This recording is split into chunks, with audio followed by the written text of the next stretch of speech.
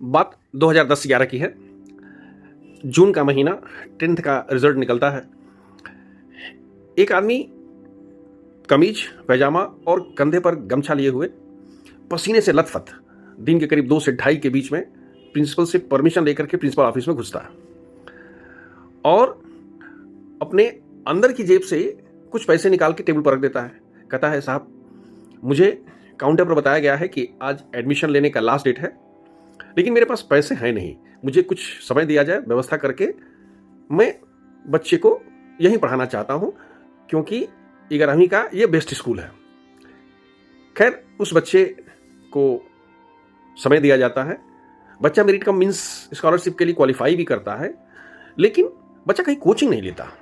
हाँ, वो प्रिंसिपल से परमिशन लेकर के और छुट्टी होने के बाद करीब 2 से ढाई घंटा लाइब्रेरी में रेफरेंस सेक्शन में जरूर बैठ के पढ़ाई करता। 6 से 7 किलोमीटर दूर उसका घर है, साइकिल से आता जाता है। क्लास का वो टॉपर नहीं है, लेकिन सभी सेक्शंस के जो टॉप 10 है वो हमेशा उसमें रहता है, मेंटेन करता है। बहुत ही मृदुभाषी, कम बोलना, जब देखो तब सिर्फ पढ़ाई की बात करना, टीचर से अपने डाउट के लिए पीछे पड़े रहना, उनसे पूछना। टीचर्स भी उसको काफ़ी हेल्प करते थे, क्योंकि वो इतना प्यारा बच्चा और इतना प्यार से पूछता था कि उसको मना भी नहीं कर सकता था। खैर, आईआईटी का रिजल्ट आता है, वो आईआईटी क्रैक कर लेता है। सम्मान समारोह का आयोजन होता है, उसको और उसके पेरेंट्स को बुलाया जाता है।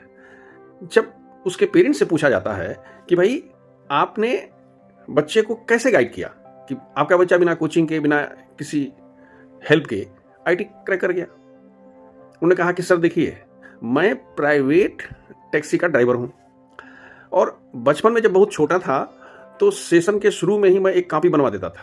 उस कॉपी पर बच्चा लिखता था पापा की कॉपी, और वो दिन भर का हिसाब उस पर लिखता था कि किस पीरियड में क्या हुआ, क्या पढ़ाया गया, कॉपी जची कि नहीं जची, और उसका याद हुआ कि नहीं हुआ। और जब हम शाम को या रात को लौट करके आते थे तो वो हमको एक एक चीज़ दिखाता कि इस पीरियड में ये पढ़ाई हुआ, इस पीरियड में ये पढ़ाई हुआ, हमने इसको याद भी कर लिया, फिर कल जो पढ़ाई होगी हमने उसको भी थोड़ा सा पढ़ाई कर लिया, वो भी हमको सुनाता।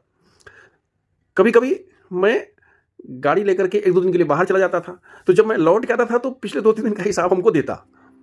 शुरू में मैंने आदत डलवा दिया था और ये मेरा एक बहुत बड़ा काम था। इसके अलावा मेरे जी में कोई काम नहीं था, बाकी सब हमारी पत्नी देखती थी। एक ही बच्चा था, घर में होते थे तो सिर्फ उसके बगल में बैठे रहते थे, या वो हमसे बात करता, हम उसके साथ बात करते, वो हमसे बताता। तो 7वीं 8वीं तक साहब हमको कोई दिक्कत नहीं हुई, वहां तक तो हमको समझ में आ गया था।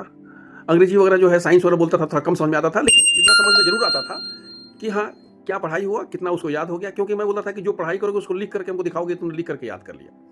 खैर, लेकिन जब 8वीं 9वीं में पहुंच गया तो हमको बहुत सारी चीज़ समझ में आती नहीं थी, और मैं कभी कभी थक के आता था। फिर भी वो कहता था कोई बात नहीं, आप थक गए तो बाद में सुन लीजिएगा।